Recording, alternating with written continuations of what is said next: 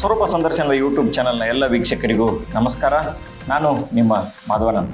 ಇವತ್ತು ಕಾಲ ಕುರಿತು ಮಹಾಭಾರತದ ಶಾಂತಿ ಪರ್ವದ 69ನೇ ಅಧ್ಯಾಯದ 79ನೇ ಶ್ಲೋಕ.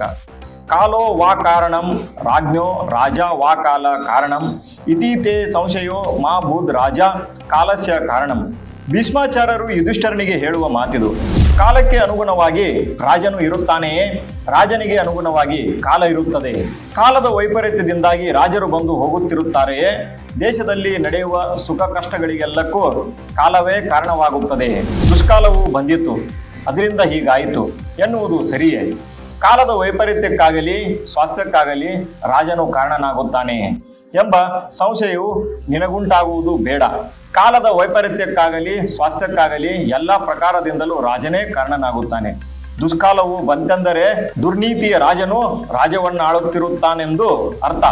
ರಾಜನು ಸರಿಯಾಗಿ ಉಪಯೋಗಿಸಲ್ಪಡುವ ಅಥವಾ ಅಸಂವಿಧಾನಿಕವಾದ ದಂಡ ನೀತಿಗೆ ಅನುಸಾರವಾಗಿ ಸುಭಿಕ್ಷ ಅಥವಾ ದುರ್ಭಿಕ್ಷಗಳ ಕಾಲಗಳು ಉಂಟಾಗುತ್ತವೆಯೇ ಹೊರತು ಸುಭಿಕ್ಷವಾಗಲು ಅಥವಾ ದುರ್ಭಿಕ್ಷವಾಗಲು ಕಾಲಕ್ಕೆ ಯಾವ ವಿಧವಾದ ಸ್ವಾಯತ್ತತೆಯೂ ಇಲ್ಲ. ರಾಜನು ಧರ್ಮಿಷ್ಠನಾದರೆ ಕಾಲವು ಧರ್ಮಿಷ್ಠವಾಗುತ್ತದೆ. ರಾಜನು ಅಧರ್ಮಿಷ್ಠನಾದರೆ ಕಾಲವು ಅಧರ್ಮದಿಂದಲೇ ತುಂಬಿ ತುಳುಕಾಡುತ್ತಿರುತ್ತದೆ. ಆದ್ದರಿಂದ ಕಾಲಕ್ಕೆ ರಾಜನೇ ಕಾರಣನೆಂಬುದು ನಿಸ್ಸಂದೇಹವಾದ ವಿಷಯವಾಗಿರುತ್ತದೆ. ಇತಿಹಾಸ ನಿಮ್ಮ ಬಳಿಗೆ. ಮತ್ತೊಂದು ವಿಡಿಯೋದಲ್ಲಿ ತಮ್ಮ ಮುಂದೆ ಹಾಜರಾಗುತ್ತೇನೆ. ತಪ್ಪದೇ ಈ ವಿಡಿಯೋ ಇಷ್ಟ ಆದರೆ ಶೇರ್ ಮಾಡೋದನ್ನು ಮರೆಯಬೇಡಿ. ಎಲ್ಲ ವೀಕ್ಷಕರಿಗೂ ಧನ್ಯವಾದಗಳು.